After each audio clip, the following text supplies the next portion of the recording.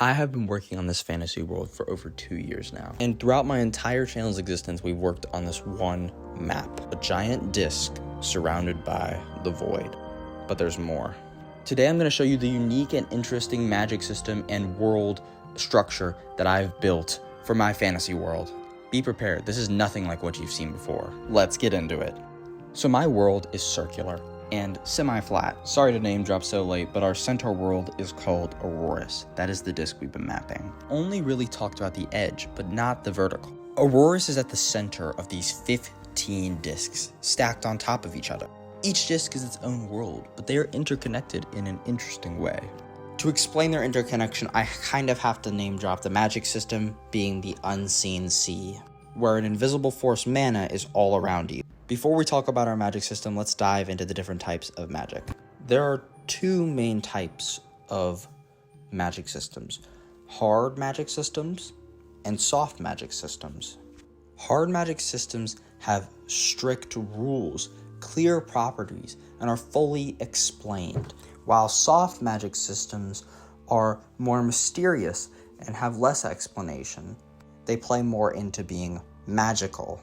Examples of hard world building include Lord of the Rings or the Mistborn trilogy. They have clear rules as to what can happen with magic and who can do it. While soft world building makes those distinctions, a good example would be Studio Ghibli. Their magic is incredible and very captivating and interesting, but there's not many clear rules as to who can do it and how it works. All world building sits on some spectrum between these focal points. And I just wanted to talk about this because my world sits closer to the hard world building aspect, where things are more clearly defined and magic is still mysterious. I don't want to be fully explained like a science, but I do want it to be interesting and mysterious enough that people want to learn more. Back to the unseen sea. So think of my magic system as an ever-flowing ocean around you at all times. The liquid's flow, the liquid I'm calling mana, is the energy that people can use to cast magic. People who use magic in my world are kind of like waterbenders, in that they don't create water, but they do change the flow of it. The different discs I have built are at different levels in the sea, and thus have different properties as it comes to using magic and the mana that collects there. As you get closer to the lowest disc Marion, the mana gets denser. This makes styles like pushing mana more effective. As you go higher though, the mana gets less dense. This makes finesse-based styles dominant. Let's go through the 6 basic styles of moving mana. When you think of elemental style magic, changing the elements of the physical world, you're thinking of pushing mana. Pushing mana involves using your own reserve of mana, your own energy inside you, to influence the mana outside of you by changing its flow. This can cause things such as elemental attacks. You convert the energy of the flow into a form of energy in real life, like the bending we see in Avatar: The Last Airbender. These mana movers are strongest at the lower levels. It's easier to move the mana when it's dense and packed and close together. Down there, mana can be used to create these huge buildings, and architecture is significant down there. Though pushing mana is hard and demanding, it requires full concentration. Breaking concentration can remove the spell that you're trying to cast. Pushing is the building block of mana in my world. Next, we have mana influencers called pullers in my world. Pullers can use their mana and the mana around them to tamper with your internal mana. I know that was a lot of mana, but basically they can change the way you think and feel about things. They can subtly influence you. This becomes powerful when you realize that in cases, it can block someone from using their own mana-based abilities. You can lie to people and make them believe it easier.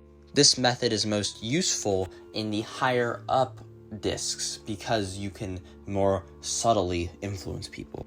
Only 2.5% of my viewers on the last video were subscribed, so if you really like what I'm doing, consider subscribing.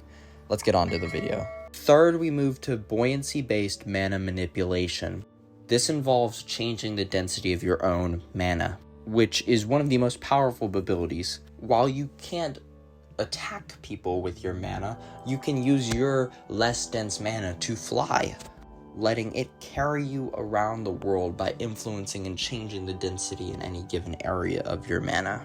This type of mana manipulation is concentrated at the top because it is just simply where you will gravitate towards if you can change the density of your mana easily. Plus, the lower you go, changing your mana to be lighter can get you crushed. There is actually a religion based on trying to make your mana as light as possible to ascend to a higher state of being beyond the top disc. Just as pulling has pushing, the buoyant force of mana has the sinking force of mana. Sinking mana involves making the mana around you more dense. This can be used to nullify the effects of pushing and pulling in some regards. While you're still open to the influence of mana, you gain this ability to kind of, in a way, nullify the mana around you.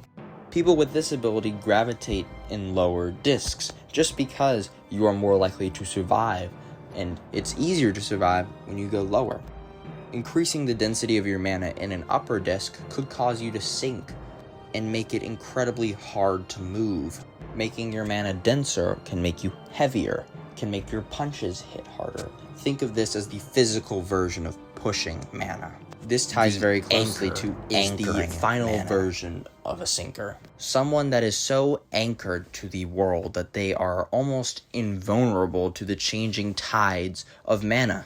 People of this type often act as a governing official or somebody in charge, simply because they can't be pushed or pulled in any direction by someone else manipulating their mana.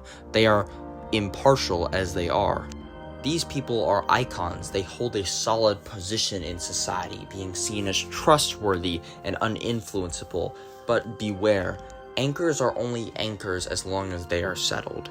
Someone can push an anchor enough to influence them. It's just usually way more noticeable, because it requires significantly more force than a normal person, and thus has a significantly disproportionate response. Finally, we have channelers, the surfers of the unseen sea. These people can change and redirect the existing currents and flow and energy within the sea to their whim. They have the ability to redirect the influences of pushers, pullers, the density, and the buoyant. They are by far, in my opinion, the most powerful type of mana manipulators. Though they cannot create on their own, so they are ineffective in mana dead zones where the current is 0, in areas where there is any amount of mana flow, they are incredibly powerful and can influence people in ways they wouldn't know.